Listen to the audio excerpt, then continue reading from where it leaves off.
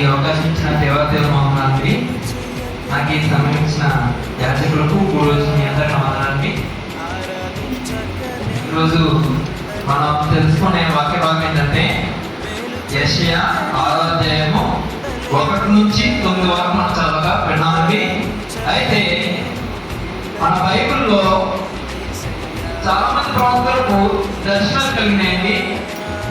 అయితే వారిలో కొంతమంది గురించి నేను చెప్పాలనుకున్నాను.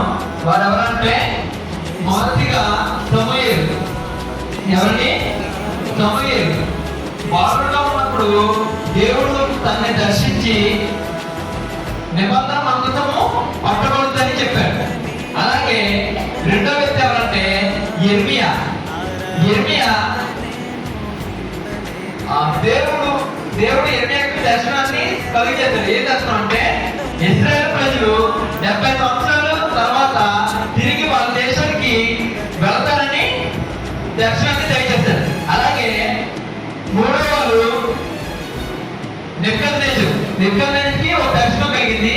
ఆ దర్శనం ఏంటంటే తను ఎప్పుడైతే గర్వించాడో ఆ తర్వాత తన రాజ్యాన్ని విడిచి అడవిలో జంతువు అనే గడ్డి మేస్తానని దర్శనం వచ్చింది. అలాగే నాలుగో వ్యక్తి ఎవరంటే యెషయా కూడా ఒక దర్శనం వచ్చింది. అది ఎలా వచ్చింది, ఎందుకు వచ్చింది మనం తెలుసుకుందామండి. యెషయా ఎవరండి? ప్రవక్త, పెద్ద ప్రవక్తలో ప్రవక్త. ఈయన నలుగురు రాజుల్లో వద్ద ప్రవక్త చేశాడు. వారు ఎవరంటే ఉజ్జయ, యోతాము, అహజ్జు, హిజ్కియా. ఎవరండి? ఉజ్జయ, యోతాము, అహజ్జు, హిజ్కియా. ఈ 4 రాజుల దగ్గర ప్రవక్తగా చేశాడు. అయితే ఇతను దేవుని దర్శనం ఎందుకు పొందుకున్నాడు, పొందుకోవడానికి కారణం ఏంటి, ఆ విషయం మనం తెలుసుకుందాం. యెషయా 6వ అధ్యాయము 1వ వచనం ఎవరైనా చదవండి.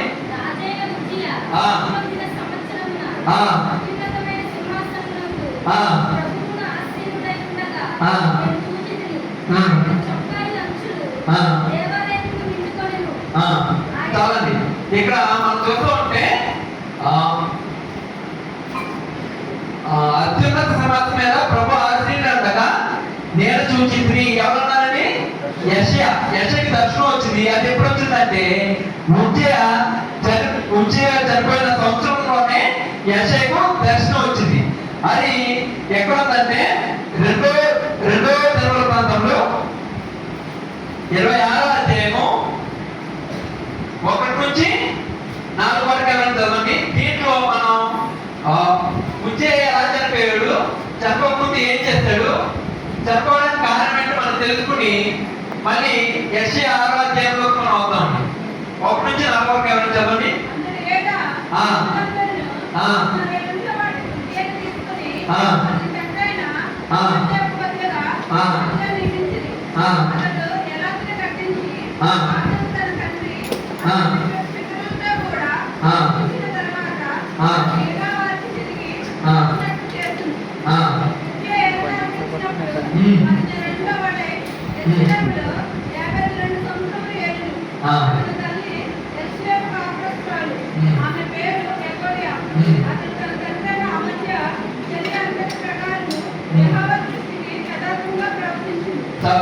ఇక్కడ మనం చూస్తామంటే ఈ 4వ వచనంలో ఉజ్జయ వయసు 16 సంవత్సరాలు.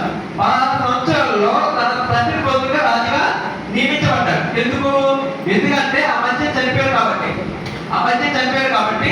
అమధ్యకి బదులుగా రాజుగా నియమించారు. ఎవరో ఉజ్జయ నియమించబడ్డాడు. తర్వాత 2వ వచనం మనం చూస్తా ఉంటే ఈ రాజును కట్టించాడు. తర్వాత ఏం చేశాడంటే 3వ వచనం మనం చూస్తా ఉంటే ఆ 16 సంవత్సరాల నుంచి 52 సంవత్సరాల వరకు తాను యోధావారిని పరిపాలించాడు. తన తల్లి యెరూషలేము కాపురస్తుల పేరు ఏంటంటే యుకల్యా. అలాగే 4వ వచనం మనం చూస్తా ఉంటే ఇక్కడ ఏమవుతుందంటే అతడు తన తండ్రి అయిన అమధ్య చేయంతటి ప్రకారము యెహోవా దృష్టికి యథార్థమైన ప్రవర్తన ఇక్కడ ఈ 4వ వచనం చూస్తుంటే అమధ్య దేవుని యందు యథార్థమైన ప్రవర్తన కలిగి ఉన్నాడు. అలాగే అతని కుమారుడైన ఉజ్జయ కూడా యథార్థమైన ప్రవర్తన కలిగి ఉన్నాడు. ఎప్పుడైతే ఉజ్జయ యథార్థమైన ప్రవర్తన కలిగి ఉన్నాడో అప్పుడు దేవుడు తన జీవితంలో చేసిన కొన్ని అంశాలు మనం తెలుసుకుని యెషయా 6:8 మనం వెళ్తాం. 5వ వచనం చదవండి. 5వ వచనం 2 వృత్తాంతములు 26:5.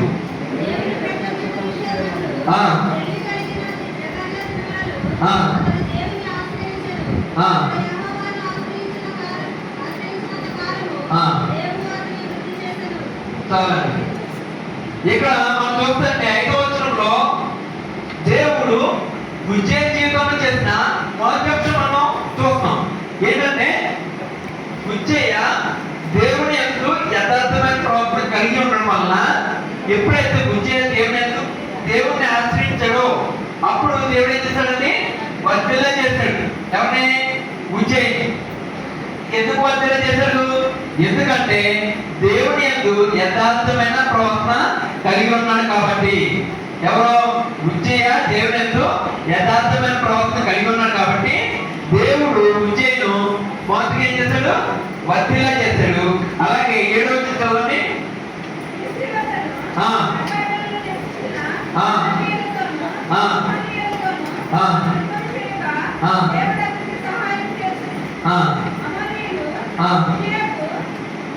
చదవండి. ఇక్కడ 7వ వచనం మనం చూస్తూ ఉంటే ఫిలిష్తీయులను అలాగే అరబీయులను ఎవరిని మోహనీయులతో యుద్ధం చేస్తున్నప్పుడు దేవుడు ఉజ్జయకు సహాయం చేశాడు. ఎందుకు సహాయం చేశాడు?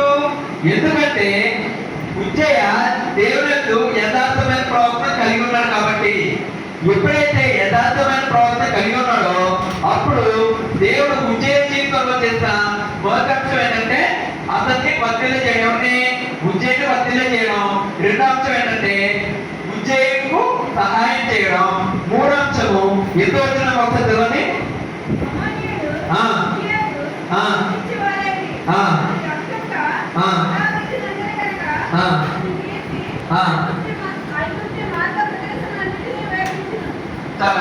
ఇక్కడ మనం చూస్తున్నాం 8వ వచనంలో అమ్మోనీయులు ఉజ్జయకు పండించువారేది అతడు అధికంగా బలాభివృద్ధి నొందెను. దేవుడు ఉజ్జయకు బలాన్ని ఇచ్చాడు. ఎందుకంటే ఎప్పుడైతే ఉజ్జయ దేవుని యందు యథార్థమైన ప్రవర్తన కలిగి ఉన్నాడో అప్పుడు దేవుడు అతన్ని వర్ధిల్ల చేశాడు. ఉజ్జయని వర్ధిల్ల చేశాడు. అలాగే ఉజ్జయకు సహాయం చేశాడు. 3వది ఉజ్జయకు బలాన్ని ఇచ్చాడు. అయితే 4వ అంశము తెలుసుకునే ముందు ఒక్కసారి 13 నుంచి 15 వరకు ఎవరైనా చదవండి.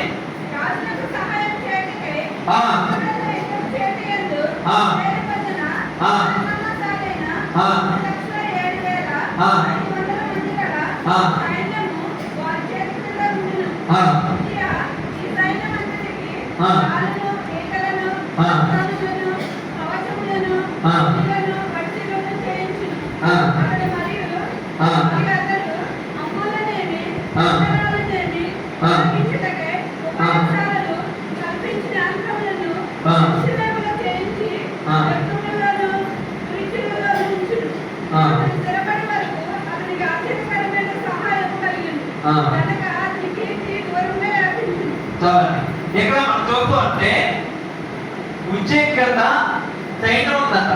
ఎంత సైన్యం అంటే 3,07,500 మంది గల సైన్యం.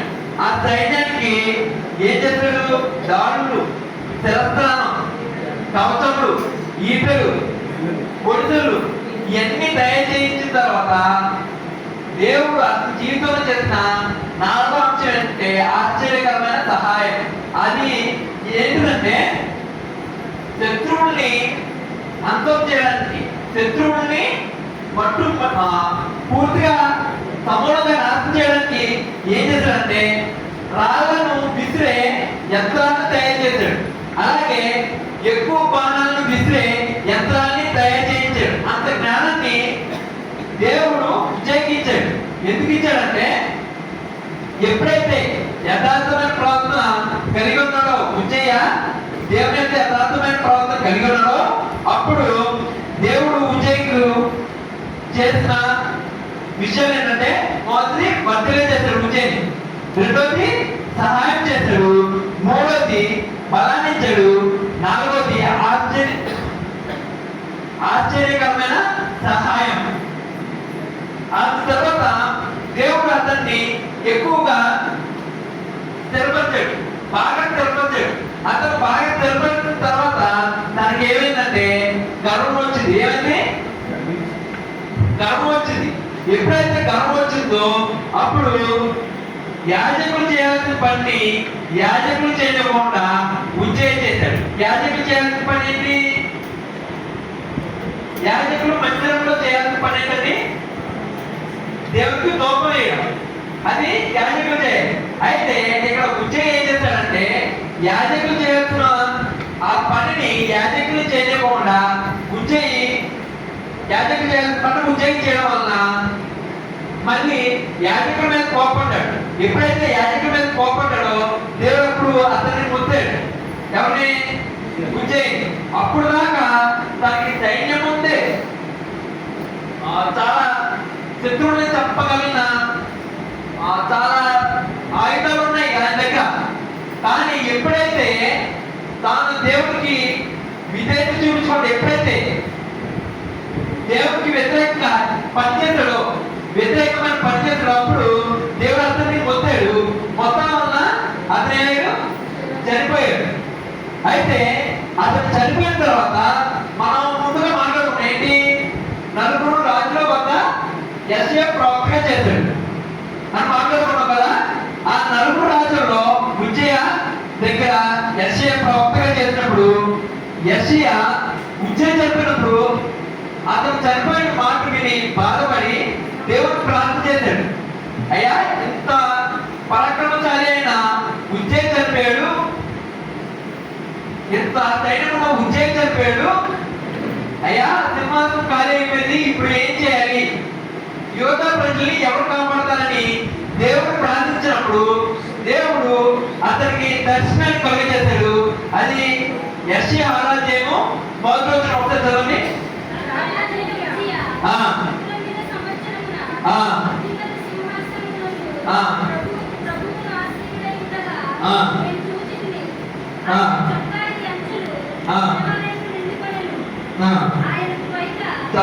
ఇక్కడ మనం చూస్తూ ఉంటే మొదటి వచనంలో ఏం కనిపిస్తుందంటే అత్యున్నత సింహాసనం ముందు ప్రభు ఆసీనుడై ఉన్నాడు.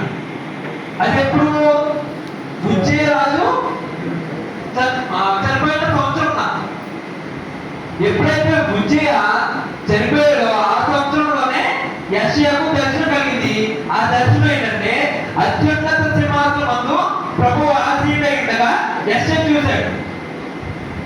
అత్యున్నత సింహాసనం అంటే ఆకాశం పట్టుదలంత గొప్ప దేవుడు. అలాంటి గొప్ప దేవుడికి ఎత్తైన ప్రదేశంలో కూర్చోవడం యెషయా చూశాడు. అలాగే అదే వచనం మనం చూస్తుంటే అక్కడ ఏముందంటే ఆయన చొక్క ఎంచులు దేవాలయము నిండుకొనేను. ఆయన ఎక్కడున్నాడు? పరలోకంలో తన సింహాసనం మీద కూర్చున్నప్పుడు ఆయన చొక్క ఎంచులంట బైబిల్ ఉంది, భూమి ఆయన పాదపైన ఉంది. అయితే ఈ భూమి అన్నది దేవాలయం. ఆయన చొక్క ఎంచు పరలోకంలో కూర్చున్న దేవుణ్ణి చొక్క ఎంచు దేవాలయాన్ని నిండుకొని ఉందట. అంటే భూమిని నిండుకొని ఉంది. అలాగే రెండో వచ్చి మనం చదువుతుంటే ఇక్కడ ఏమనుంటుందంటే ఆయనకు పైగా శరాపులు ఉంటేను ఒక్కొక్కరికి ఆరేసి రెక్కలు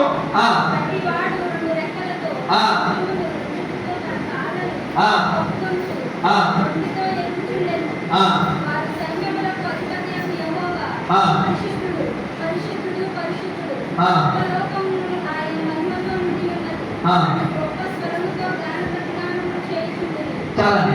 ఇక్కడ మనం ఈయన ఎక్కడ ఉన్నారు? ఎవరు? దేవుడు ఎక్కడ ఉన్నాడు? అత్యున్నత సింహాసనం మీద కూర్చొని ఉన్నాడు. ఆయన పైగా ఏమున్నాయండి? శరాపులు అంటే దేవదూతలు. వారికి ఏమున్నాయండి? రెక్కలు. ఆయన రెక్కలు ఉన్నాయి. వారు ఏం చేశారంటే దేవుడు మహిమను చూడలేక వారు రెక్కలతో తన ముఖాన్ని కప్పుకున్నాయి. దేవుడు పరిశుద్ధుడని వారు ఏం చేశారంటే రెండింటితో వాళ్ళ కాళ్ళని కప్పుకున్నారు. రెండింటితో ఎగురుతూ దేవుడిని స్తుతులు తెలియజేస్తారు. ఏంటి? పరిశుద్ధుడు, పరిశుద్ధుడు, పరిశుద్ధుడు, సర్వలోకం ఆయన మహిమతో నిండి ఉన్నదని దేవదూతలు దేవుడిని స్తుతిస్తున్నాయి. కానీ మనము దేవుని స్వరూపంలో పుట్టిన మనము ఏం చేస్తున్నాం అంటే దేవుడిని నిర్లక్ష్యం పెడుతున్నాం. దేవుడి మాటని దగ్గరేస్తున్నాం. దేవుడి మహిమను పొందలేకపోతున్నాం. కానీ దేవదూతలు కోట్ల దేవదూతలు ఆయన దగ్గర ఉన్న దేవదూతలే ఆయన మహిమను చూడలేక వాటి రెక్కలతో మొహాన్ని కప్పుకొని వాటి రెక్కలతో తన కాళ్ళను కప్పుకొని రెండింటితో ఎగురుతూ దేవుడిని స్తుతిగానం చేస్తున్నాయి. అలాగే నాగరోజులు మనం చూస్తుంటే వారి కంఠస్వరం వలన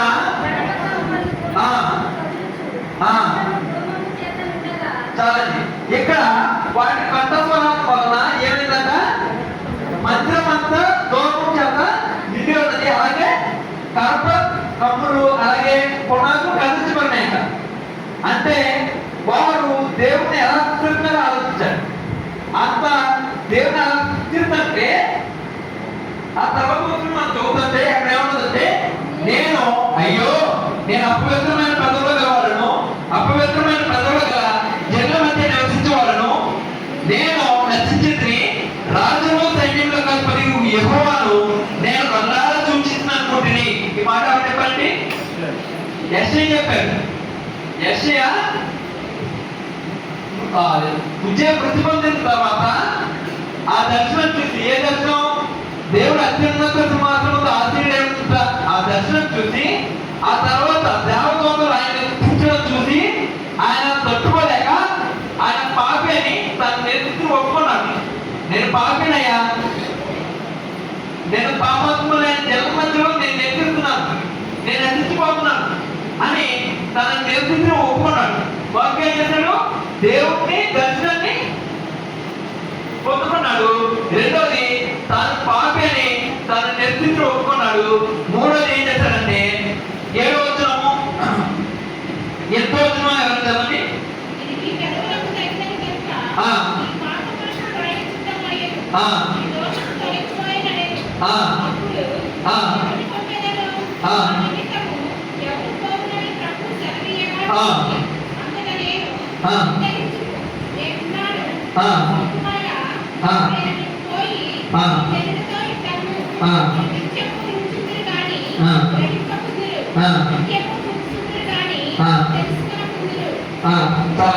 ఇక్కడ మనం చూస్తూ ఉంటే మొదటిగా ఏం చేశాడు?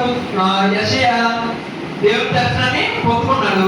రెండోది తన నెత్తిని ఎప్పుడైతే దర్శనంలో దేవదూతలు దేవుడిని స్థితిస్తే ఆ స్థితులకు అలాగే ఆయన మహిమను తాళలేక తాను ఏం చేశాడంటే నేను పాపిని, నన్ను క్షమించయ్యా, నేను నశించిపోతున్నాను, నన్ను క్షమించని ఎప్పుడైతే అన్నాడు అప్పుడు దేవుడు ఒక దేవదూతను పంపించాడు.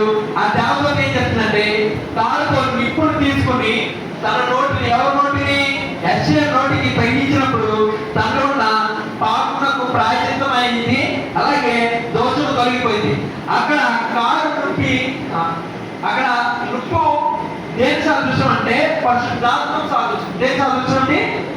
పరిశుద్ధాత్మ సాదృశ్యం. ఎప్పుడైతే మనము మన పాపాలను ఎప్పుడైతే ఒప్పుకొని విడిచిపెడతామో దేవుడు అప్పుడు ఏం చేస్తాడంటే పరిశుద్ధాత్మ ద్వారా మనల్ని తాకుతాడు. ఎప్పుడైతే పరిశుద్ధాత్మ మనల్ని తాకాడో, పరిశుద్ధాత్మ ద్వారా మనం తాకాడో అప్పుడు దేవుడు మనల్ని ఎన్నుకుంటాడు. ఇక్కడ దేవుడు యెషయాని ఎన్నుకున్నాడు. ఎందుకంటే ఆయన స్వామిగా దేవుడి మహిమను ఒప్పుకున్నాడు. అలాగే ఆయన పాపి అని ఒప్పుకున్నాడు. ఆయన పాపి అని ఒప్పుకున్నాడు. తర్వాత దేవుడి చేత తనలో ఉన్న పాపం, దోషం తొలగించబడింది. తర్వాత ఏం చేశాడంటే సువార్త ప్రకటించడానికి నేను దేవుడే ఉన్నానంటే ఎవరి గొప్ప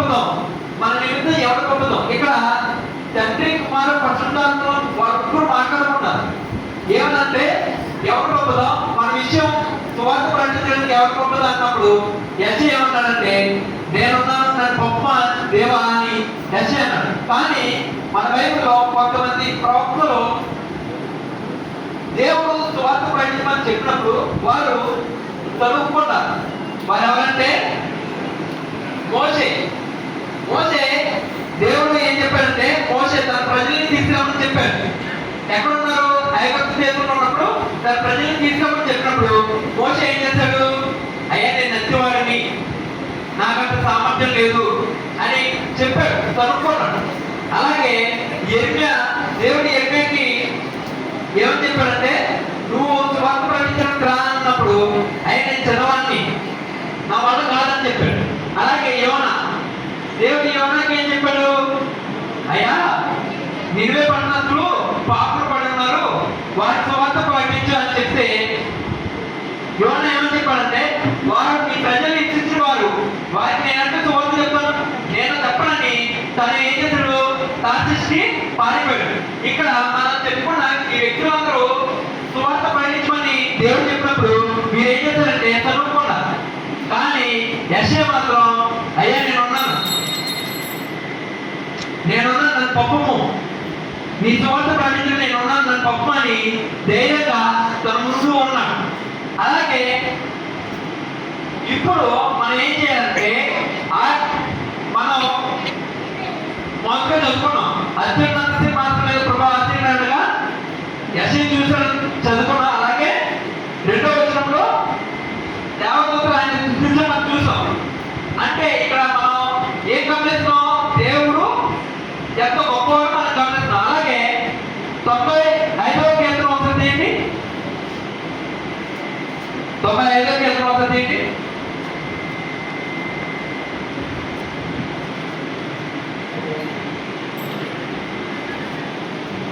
మూడో వచనం నుంచి 5వ వచనం వరకు చదవండి.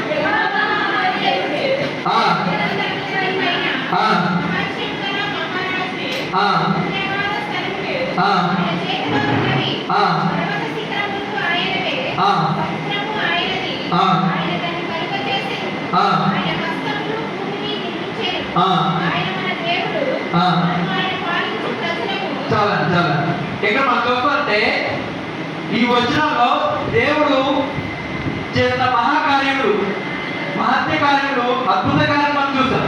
అలాగే 104వ కీర్తన మనం చూస్తూ ఉంటే మీరు ఎవరు తప్పకండి, నేను చెప్తాను, కొంతవరకు చెప్తాను, ఇతర ఇంకేం చదువుతుంది. ఇక్కడ 104వ కీర్తన మొదటి వచనంలో యెహోవా నా దేవా నీవు అధిక ఘనత వహించిన వాడు, నీవు మహత్య ప్రభావమును ధరించి ఉన్నావు.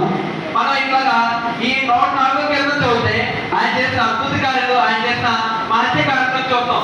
అలాగే యోబు గ్రంథంలో దేవుడు చేసిన మహత్య కార్యాలు, అద్భుత కార్యాలు మనం చూస్తాం. ఇలాగా దేవుడు ఇంత గొప్ప కార్యాలు చేశాడు, ఇంత మహత్య కార్యాలు చేశాడు. ఇలాంటి దేవుణ్ణి దేవతలు ఏం చేస్తాయండి? స్తుతులు చెప్పినాయి, దేవుని ప్రభుడిని. కానీ మనం ఏం చేస్తాం? ఆయన పోలిక మనం పుట్టాం. దేవుడు మనలను ఆయన పోలికగా నిర్మించాడు. అయితే మనం ఏం చేయాలంటే దేవుణ్ణి స్తుతించాలి, దేవుణ్ణి గణపరచాలి. కానీ మనం ఏం చేస్తాం? దేవుణ్ణి నిర్లక్ష్యపడతాం. మనం లోకంలో ఉండి లోకాత్మకు లోనవుతాం, కానీ దేవుణ్ణి మైపరచలేకపోతాం. మనం ఎప్పుడైతే మనము మన పాపాలని ఒప్పుకొని, మన స్థితిగతులు, మన పాపాలని, మన దోషాలను ఎప్పుడైతే ఒప్పుకొని వాటిని విడిచిపెడతామో అప్పుడు దేవుని పరిశుద్ధాత్మ మన మీద ఆవరిస్తుంది. ఎప్పుడైతే మన మీద దేవుని పరిశుద్ధాత్మ మనకి ఎప్పుడైతే తగిలిందో అప్పుడు మనం ఎలా మార్చబడతాం? యెషయా వలె పరిశుద్ధంగా మార్చబడతాం. ఎప్పుడైతే యెషయా పదాలకు ఆ నిప్పు తగిలిందో అప్పుడు ఎలా మార్చబడ్డాడు? దానిలో ఉన్న పాపం తొలగిపోయింది, దోషం తొలగిపోయింది. అలాగే మనం ఎప్పుడైతే మన పాపను ఒప్పుకొని మనం చేసిన పాపాలను ఎప్పుడైతే ఒప్పుకుంటామో, ఒప్పుకొని విడిచిపెడతామో అప్పుడు పరిశుద్ధాత్మ మనం తాగినప్పుడు మన పాపం, శాపం, అలాగే దోషం తొలగిపోద్ది. అప్పుడు దేవుడు ఏం చేస్తాడంటే మనల్ని ఎన్నుకుంటాడు, సువార్త ప్రకటించడానికి ఎన్నుకుంటాడు. కానీ మనం ఏం చేస్తున్నాం అంటే సువార్త ప్రకటించడానికి ఎవరు ముందుగా రావట్లేదు. అప్పుడు కాలంలో యెహోషువ యెషయా సువార్త ప్రకటించడానికి ముందుకు వచ్చాడు. కానీ ఇప్పటి కాలంలో సువార్త ప్రకటించే వాళ్ళు చాలా తక్కువ మంది ఉన్నారు. ఎందుకంటే అందరూ మేము ప్రతి చదువుతున్నాం, సువార్త ఎవరు ప్రకటిస్తారు, సువార్త ప్రకటించలేము, సువార్త ఎందుకు అని దాన్ని కనిపిస్తున్నారు. కానీ సువార్త ప్రకటిస్తే దేవుడు మన జీవితం చేసే ధన్యత, మన జీవితంలో చాలా గొప్ప కార్యాలు చేస్తాడు. ఎప్పుడైతే ఉజ్జయ తన జీవితంలో దేవుడిని ఆశ్రయించాడు, దేవుడు యథార్థమైన ప్రవర్తన కలిగి ఉన్నాడు, అప్పుడు దేవుడు ఏం చేశాడు, తనని వర్ధలే చేశాడు, స్థిరపరిచాడు, గొప్పగా స్థిరపరిచాడు. అలాగే మనము మన జీవితంలో ఎప్పుడైతే మనం మన పనులు చేసుకున్నా దేవుడి సువార్త చెప్పాలి. అలాగా మన ఇరుగు పొరుగు వారికి, అలాగే మన బంధుమిత్రులకు దేవుడి గురించి సువార్త ప్రకటించాలి.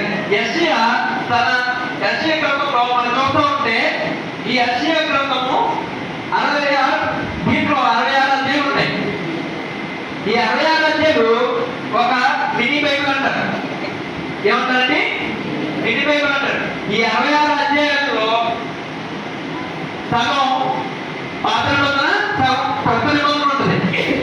అయితే యెషయా ఏం చేశాడంటే దేవుడి సువార్త ప్రకటించాడు. అలాగా యేసుక్రీస్తు మరణం గురించి, యేసుక్రీస్తు జన్మం గురించి, అలాగే యేసుక్రీస్తు మరణం గురించి, అలాగే యేసుక్రీస్తు పునరుద్ధరణ గురించి, రాకడ గురించి చెప్పాడు. అయితే మనం ఏం చేయాలంటే దేవుడి గురించి ప్రజలకు చెప్పాలంటే మనం ముందుగా ఏం చేయాలంటే మన పాపను ఒప్పుకోవాలి, విడిచిపెట్టాలి. ఎప్పుడైతే పాపను ఒప్పుకొని విడిచిపెడతామో అప్పుడు దేవుడు మనల్ని తాకినప్పుడు మనం ఏం చేస్తామంటే సువార్త ప్రకటిస్తాం. సువార్త మన ప్రజలు, మన ఇంటి పక్కన ఉన్న ప్రతి ఒక్కరికి ఏం లేదు, దేవుడి గురించి మాటలు చెప్తే చాలు, వారు అంగీకరిస్తారు. వారు అంగీకరించినప్పుడు దేవుడు మనల్ని కూడా యెషయా వలె దీవిస్తాడు. ఎవరైనా మనం ఏం చేయాలంటే దేవుడి సువార్త ప్రకటించడానికి ముందుకు రావాలి. అందరూ కృపాపేట దగ్గరికి వచ్చి మన పాపను ఒప్పుకుందాం. అందరూ ఎవరైనా మనందరం మన పాపను ఒప్పుకుందాం. అందరూ మన పాపలు ఎప్పుడైతే ఒప్పుకుంటామో దేవుడు అప్పుడు మనల్ని సంధిస్తాడు. అందరూ ఒకసారి వచ్చి మన పాపను ఒప్పుకుందాం. ఎవరైనా అందరూ కృపాపేట దగ్గర రావాలని కోరుతున్నాం. కోతెంతో విస్తారమాయనే, కోతకు పనివారు కొదువాయనే, కోతెంతో విస్తారమాయనే, కోతకు పనివారు కొదువాయనే, యజమానిలన్నీ నీవే కదా, యజమానిలన్నీ నీవే కదా.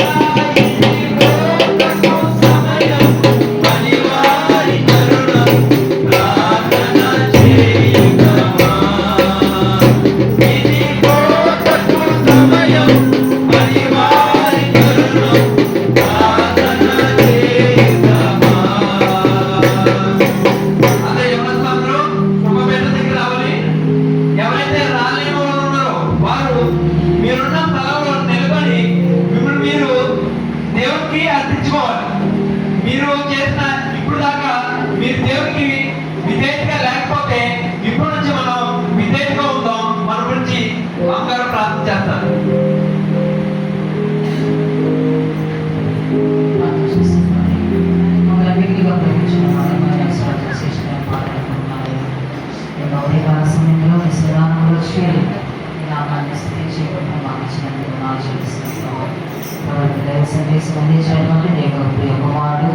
దేవుడి పట్ల ప్రార్థిస్తున్నాను.